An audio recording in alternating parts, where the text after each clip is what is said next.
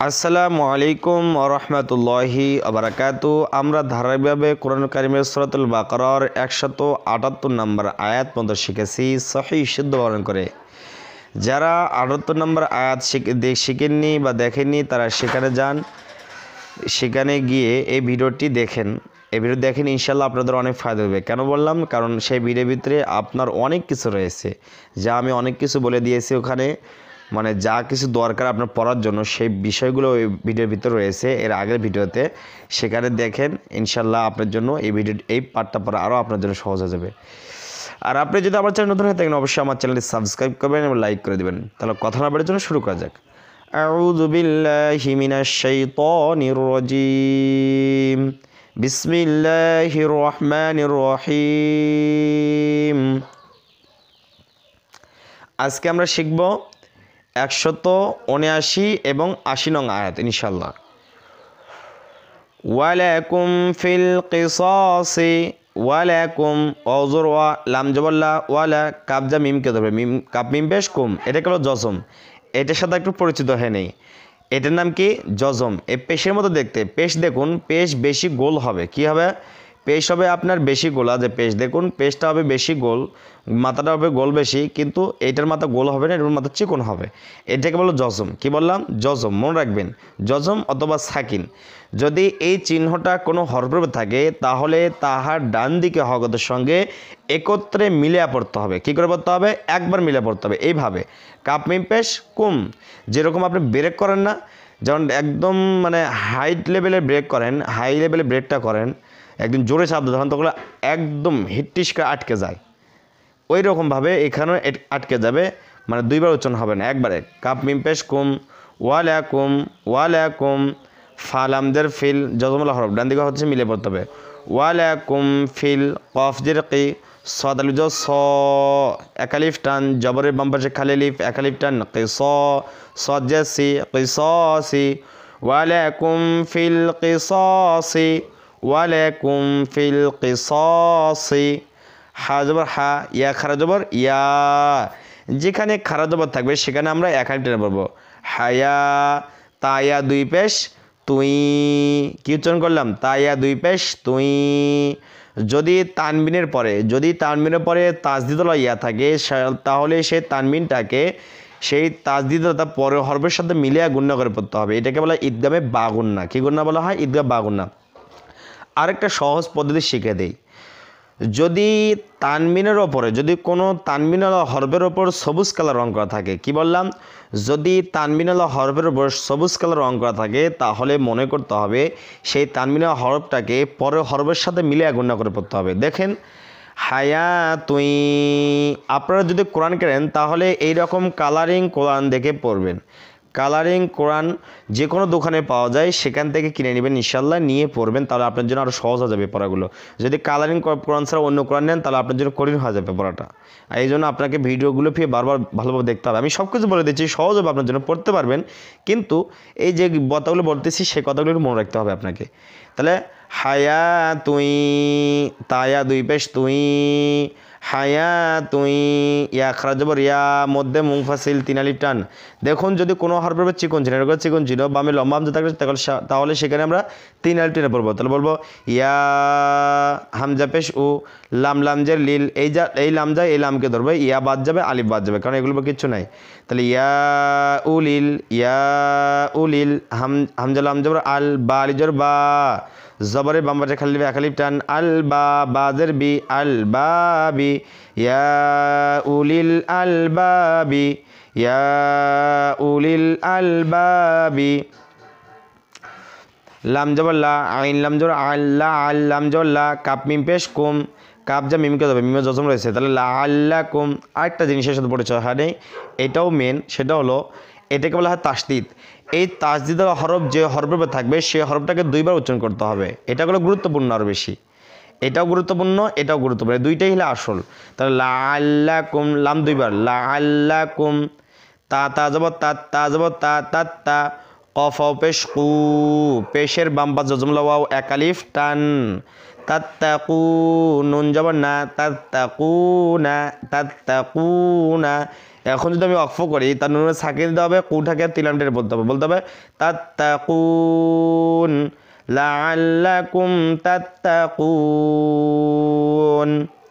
ওয়ালাকুম feel কিসাসি হায়াতুন ইয়া উলিল আলবাবি লাআল্লাকুম তাত্তাকুন। Cup পেশ কু তাজে তি কুতি বাজর বা কুতিবা আইন জবর আ লাম যে ইয়াকে ধরবে লাম ইয়া জবর লাই কুতিবা আলাই কাপ মিম পেশ কুম কুতিবা আলাইকুম কুতিবা আলাইকুম হামজাদের ই জালের জবর জা ইজা জবরের বাম পাশে খালি আলিফ এক আলিফ টান কুতিবা আলাইকুম ইজা কুতিবা আলাইকুম ইজা হা জবর হা দ জবর দ হা দ র জবর র হা দা র হা দ র হা দ দ জবর দ দ জবর জ না, এটা কি জত বলতে পারেন অনেকে, কিন্তু জত না, এটা কি দত, তাহলে মোটা হবে হা দ র হামজা জবর আ হা জবর হা আ হা দাল জবর দা আ হা দা হা দ র আ হা দা তাদের বলতে হবে হা দ র আ হা দা। কাপ পেশ কু মিম লাম পেশ মুল কুমুল মিম জবর মাও তা পেশ তু কুমুল মাউতু কুমুল মাউতু হাদর আহাদা কুমুল মাউতু হাদর আহাদা কুমুল মাউতু। আবার বলি কুতিবা আলাইকুম ইযা হাদর আহাদা কুমুল মাউতু। হামদা নুনজের ইং ইকফা, যদি নুন সাকিনের পর তা থাকে তাহলে নুন সাকিনকে নাকে ভিতরে লুকায় গুণ্য করে পড়তে হয়। আবার সহজ উপায় হলো, যদি নুন সাকিনের ওপর নীল কালার রং করা থাকে তাহলে নুন সাকিনটাকে আমরা অনেশ্বর দিয়ে গুণ্য করব, ইং রস্বই অনেশ্বর কি হয় ইং, ওইভাবে উচ্চারণ করতে হবে। তাহলে ইং তা জবর তা র জবর র কাপ জবর কা ইং তা র কা ইং তা র কা খয়া জবর খয় র আলি জবর র খয় র খয় র, কি বললাম আমি খয় র বললাম তাই না। তাহলে ইং তা র কা খয় র। এখন যদি আমি এখানে অক্ফ না করে যে মিলে পড়ি তাহলে আমরা খয় র নুন জাফি লামকে দেবে খয় র নীল, কিন্তু আমরা এখানে মিলে পড়বো না, অক্ফ করে পড়বো, তাহলে বলবো খয় র। তো এখান থেকে একবার বলি কুতিবা আলাইকুম ইযা হাদর আহাদাকুমুল মাউতু ইন তারাকা খায়রা। এখন দেখেন এখানে আলিফের কিচ্ছু নাই, কিন্তু আলিফের উপর আমি জবর দিয়ে পড়বো। তাহলে হামজা লাম জবর আল ওয়া জবর ওয়া আল ওয়া সাদিয়া যে সই ইয়া জবর ইয়া সই ইয়া ইয়া দুইবার উচ্চারণ হবে, কেন তাজদিদ রয়েছে। তাহলে আল ওয়াসিয়া আল ওয়াসিয়া তা পেশ তু আল ওয়াসিয়াতু আল ওয়াসিয়াতু লাম লাম জের লিল ওয়া ওয়ালিজর ওয়া লিল ওয়া লাম জের লি দালিয়া জবর দাই লিল ওয়ালিদাই লিল ওয়ালিদাই নুন জানি লিল ওয়ালিদাইনি লিল ওয়ালিদাইনি ওয়াও লাম জবর ওয়াল হামজা কফ জবর আক ধাক্কা দিয়ে পড়তে হবে কলকলা হরফ। তাহলে আক ওয়াল আক র জবর র বা ইয়াজের বি জেরের বাম্পার জজমলা ইয়া একালিফ টান ওয়াল আকরাবি নুন জবর না ওয়াল আকরাবিনা ওয়াল আকরাবিনা বা লামজের বিল।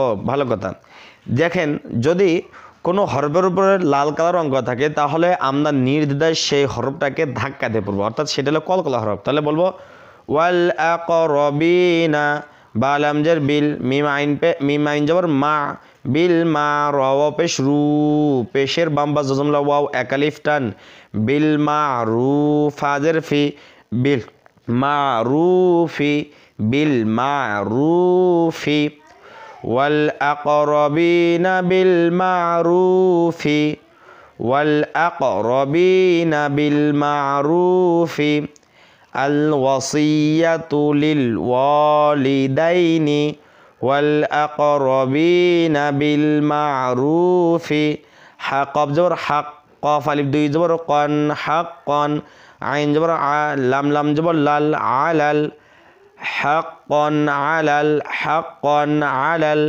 মিম তাপেশ মুত্তা জবর তা মুত্তা কফিয়া জের কি জেরের বাম্বার জজমলা ইয়া কালিফ টান মুত্তাকি নুন জবর না মুত্তাকিনা এখন যদি অফ করি তাহলে বলবো মুত্তাকিন হাক্কান আলাল মুত্তাকিন হাক্কান আলাল মুত্তাকিন। তাহলে আজকের ভিডিওটা এই পর্যন্ত। যদি ভিডিওটি ভালো লাগে অবশ্যই আমার চ্যানেল সাবস্ক্রাইব করবেন এবং লাইক করবেন। আমি যে কথাগুলো বলতেছি লাল কালার নীল কালার যে রঙগুলোর কথা বলতেছি যেখানে যেভাবে আছে যেভাবে টানতেছি ওইভাবে আপনি টানবেন। একটু দেখবেন যে আমি করলে সব কিছু বলে দেয় কোনটা মধ্যে তবাই কোনটা এক টেন্ডে পড়তে হবে কোনটা 3 আলিফ কোনটা 4 আলিফ। আগে প্রথমে আপনাকে মানে কায়দার মূলনীতিগুলো বলি, এরপর রঙের নিয়মগুলো বলি, কেন এই রং করা হয়েছে, কেন গুণনা করতে হবে না গুণনা করা কোনো ছাড়া পড়তে হবে, এগুলো বলে দিতেছি। আপনার সহজের জন্য দুইটা বলতেছি। আপনি যেটা মনে রাখবেন, যদি মনে রাখতে পারেন আলহামদুলিল্লাহ, তাহলে আপনি যে কোনো কোরআন পড়তে পারবেন। আর যদি মনে রাখতে না পারেন এই যে কালারগুলো দেখে এর কালার বোর্ডে আপনি কোরআন কিনে আপনি সেটা পড়তে পারবেন ভালোভাবে। আসসালামু আলাইকুম ওয়া রাহমাতুল্লাহি ওয়া বারাকাতুহু।